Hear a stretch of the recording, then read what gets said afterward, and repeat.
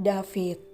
Sementara itu, David tengah berada di luar. Dia sedang melakukan pekerjaan paruh waktunya sebagai seorang cleaning service di sebuah hotel dan akan bekerja sampai jam 8 malam. David memiliki beberapa pekerjaan palsu yang dia buat untuk mengisi waktu luangnya sambil mengamati cara kerja para bawahannya di tempat dia bekerja. Jika ada satu saja didapatinya karyawan yang bersikap sombong, dia akan langsung memberikan hukuman sesuai dengan tingkat toleransi yang sudah dia tetapkan sendiri. Jadi David bekerja sebagai pekerja paruh waktu di semua lini bisnis miliknya dengan tujuan mengawasi manajemen dari tingkat bawah. David merupakan bos yang sedikit gila jika sudah menyangkut tentang pekerjaan. Mungkin sebagai media untuk menutupi kekosongan di hatinya, dia memilih menyibukkan diri dengan berpura-pura menjadi orang dari kalangan bawah, padahal harta kekayaannya saja tidak tertandingi. Dia menikmati perannya sebagai orang biasa karena dia bisa lepas dari sorotan kamera, paparazi, gosip miring seperti yang selama ini melanda dirinya. Lalu yang paling penting menghindari wanita meskipun dia akhirnya harus menikah tanpa siap membuka hatinya. David, minta tolong kamu bantuin Nico di lobi dong. Ada anak-anak yang nangis-nangis sampai tumpahin semua minumannya di lobi. Dia juga hancurin tas bunga. Cuma kamu yang lagi kosong, minta tolong ya. Pinta pengawas pelayan hotel itu pada David dengan sopan meski David adalah bawahannya di hotel itu. Baik Pak Yogi, jawab David dengan nada dingin dan datar seperti biasanya. Dia dengan cepat mengambil peralatan kebersihan dan berlari menuju lobi di mana kekacauan terjadi. Ih, seram banget auranya David, tapi dia emang gak pernah bicara panjang lebar ya?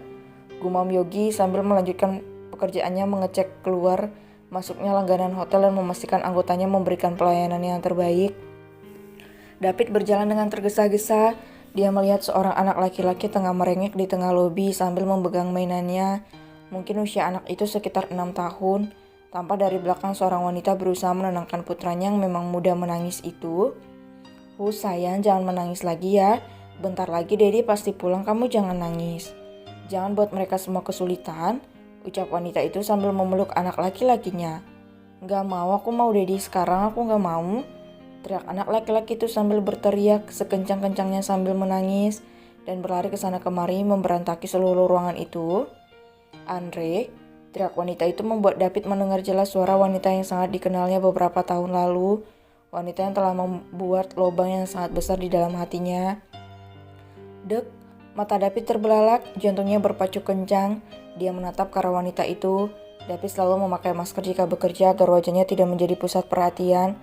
Anak kecil itu berlari sekencang-kencangnya hingga Brooke, karena tidak melihat apa yang ada di depannya, anak kecil itu menubruk kaki David hingga membuat anak kecil itu terpelanting sendiri ke lantai, sedangkan David diam saja tidak melakukan apa-apa dan hanya menatap anak kecil yang sedang merengek dan menangis itu. Andre, pekik wanita itu lalu menghampiri anaknya dan segera membantu Andre berdiri. Andre menangis histeris sambil menuju ke arah David yang diam saja. Monster, Mom, itu ada monster, mukanya jelek, dia buruk rupa. Wah, dia udah mukul Andre, Mom. Hiks, Andre takut, teriak anak kecil itu sambil mengejek David. Wanita itu menoleh ke arah David. Betapa terkejutnya dia saat melihat mantan kekasihnya yang dia tinggalkan berdiri sambil menatap mereka dengan tatapan dingin dan penuh dengan kemarahan. David, kau David kan? Cih, apa yang kau lakukan pada anakku? Kau benar-benar kurang ajar. Kau membuatnya terjatuh. Pekik wanita itu. Mendengar ucapan mereka berdua yang seolah sedang melakukan flying dump, membuat David menyunggingkan bibirnya di balik masker itu. Dia tidak menggubris ucapan wanita yang biasa dipanggil Reni itu. Dia melanjutkan pekerjaannya dengan cuek dan tidak mempedulikan keberadaan mereka berdua. Dia membersihkan lantai yang basah dan memasukkan semua cemilan anak kecil yang berhamburan di lantai itu ke dalam tempat sampah. Swap. David hanya melanjutkan pekerjaannya.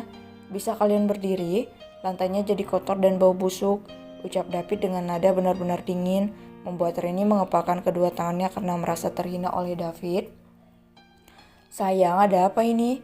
Panggil seseorang yang tak lain adalah suami Reni. Perempuan itu tersenyum tipis. Habis kau David, batin Reni yang kini memulai perannya sebagai seorang korban.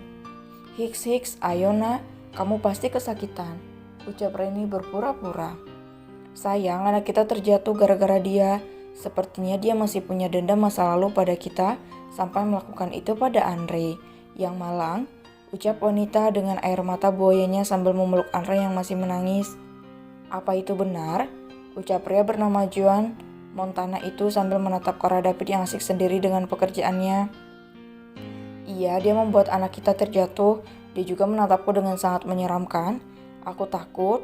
Hiks, ucap Reni si wanita penuh drama itu. Mulut busuknya itu benar-benar membuatku muak.